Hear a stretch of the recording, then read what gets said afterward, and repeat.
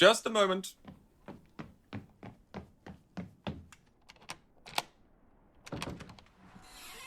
Hello? Hi. Is there something I can help you with? Are you lost? Did your car break down, or... No? Then what the bloody hell are you doing out here? Do you have any idea what time it is? Is this how I usually greet people who knock on my door? Well, I don't know, love. Usually I don't get many visitors calling at this time of night, looking like snowed-in polar bears, so I guess decorum sort of went out the window. Forgive me for asking, but can you see anything through all that fur? Oh, it's fake. Does that make any sort of difference? My Aunt Bessie is a posh lady, but even she would consider that furry hoodie a safety hazard. Hold on. How many fingers am I holding up? No, I'm not larking about. Concentrate. Do you see 2 or 4? My. I see the furball has some eyesight after all. And claws. All right. But if your car didn't break down, and you're not in any sort of trouble, what are you doing out here? Obvious? Nah, beats me. Yes, this is Buttercup's bed and breakfast. In that case, you'd like to be shown to your cottage? Hate to be the bearer of bad news, love. Check-ins usually occur at 11. It is 11. Well, yeah, I mean 11 in the day. I mean, you're more than welcome to come back in the morning.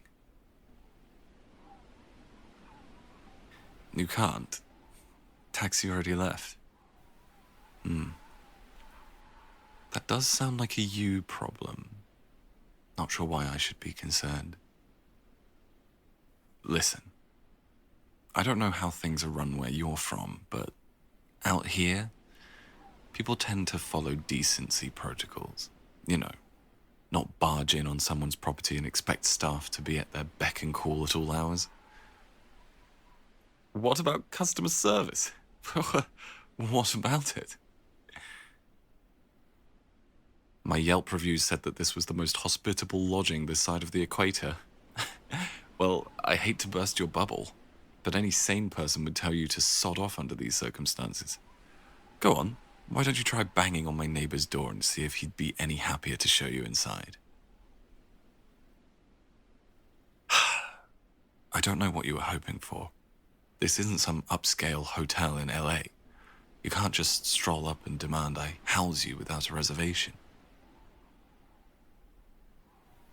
I beg your pardon. You got an email confirmation yesterday saying we'd be able to offer you lodging at your earliest convenience. That can't be right. Let me see that. Oh God, don't tell me. James must have messed the books up again. Damn it. I'm terribly sorry. Well, come in, before the wind decides to blow you away.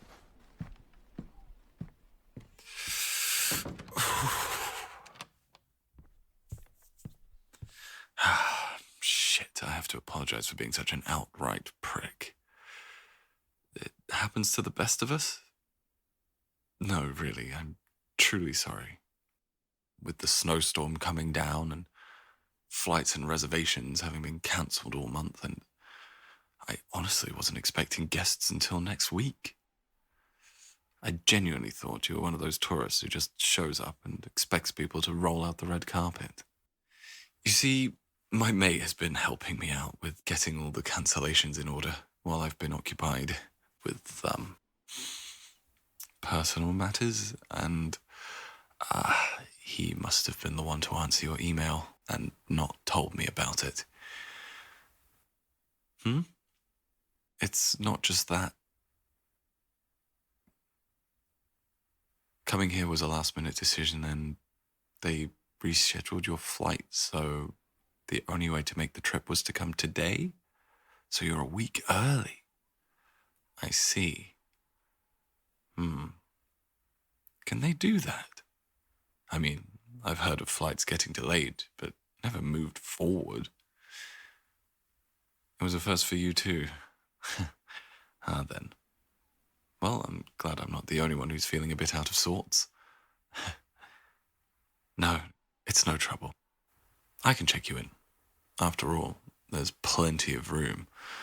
Like I said, wasn't expecting anyone until next week, so haven't had a chance to get things in order, that's all. Oh, and the water pipes in the smaller cottage have frozen. I was hoping to get it sorted before people started arriving. No, that won't be a problem. If you don't mind, I can set you up in one of the rooms here in the main house in the meantime. That works? Good. That's good. Good. And since there aren't any other guests, you get the pick of the lot. Although I would recommend the southwest rooms myself. Those balconies facing the lake, they get the morning sun. How long were you planning on staying? 5 days? Really? You're heading back as soon as the storm has settled. All right.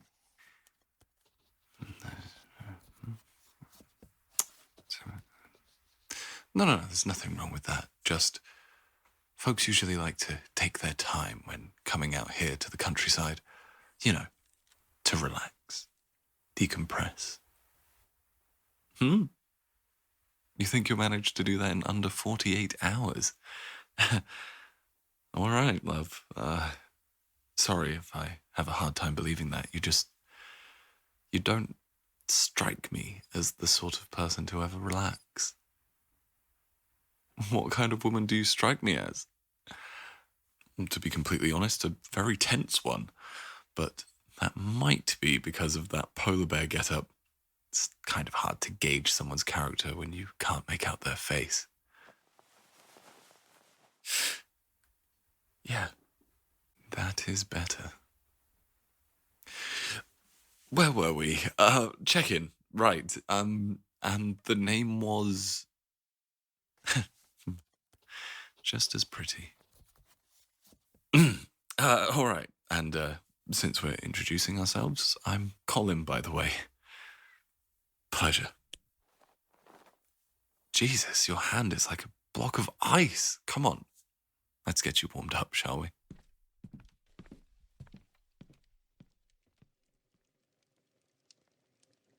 Here we are, Frosty. One scalding Irish coffee. Now, don't go burning yourself.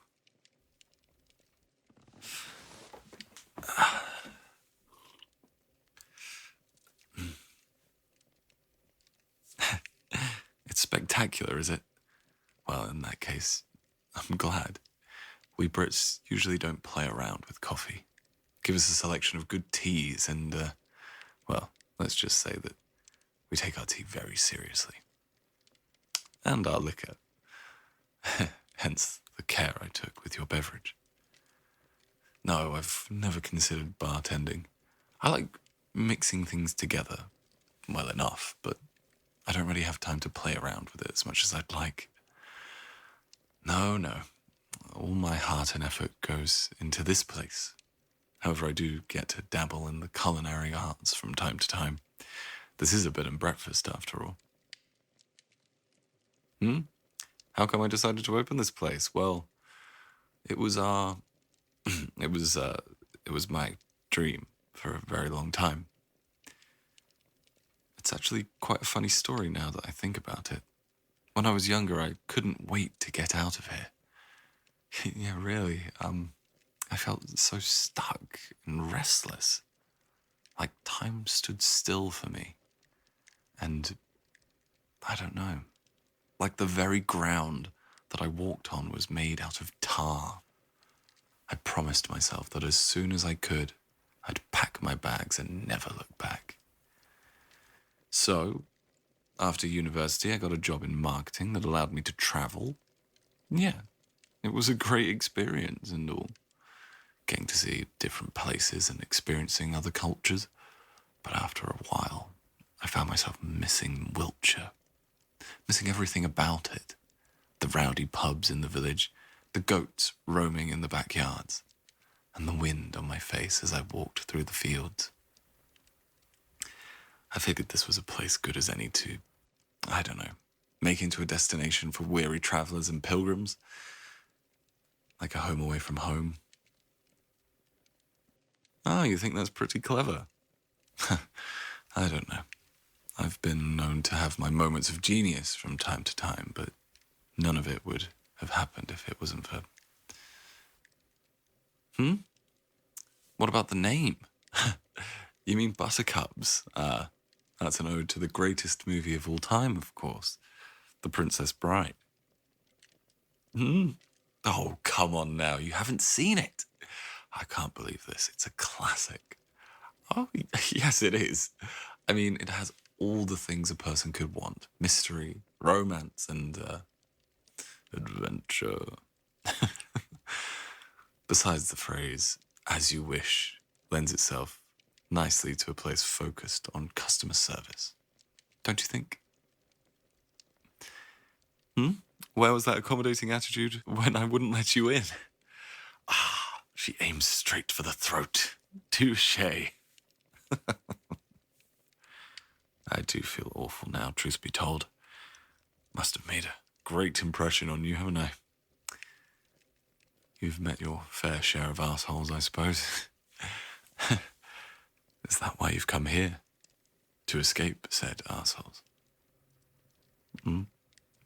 Something like that? Go on, Frosty. You must tell. Now you've made me curious. It's not a happy story. Well, I don't mind. I know you don't know me very well. Not at all, really. But I'm no stranger to sadness. Or to grief. You can share it with me if you'd like. You needed some peace and quiet. Because... not feeling quite yourself at the moment. Yeah. Is there a particular reason for that? Yes, of course I'd want to know. A couple of days ago, you found your fiancé... Ooh. Shagging his receptionist in your bed. Oh, love. I'm so sorry. No one deserves that. If you don't mind me asking, how long were you two... Oh, 4 years. Wow, that must have really rattled you then. That's not all, there's more. Oh, God. When you confronted him about it, he blamed you. Was the tosser out of his mind? How the hell can he blame you for this action? He said that you're not good in bed and that you don't get him off anymore. He needed to find pleasure elsewhere. What? Seriously? I'm sorry, dear, but that is a load of horseshit. And trust me, I'm from the country. You see it a lot.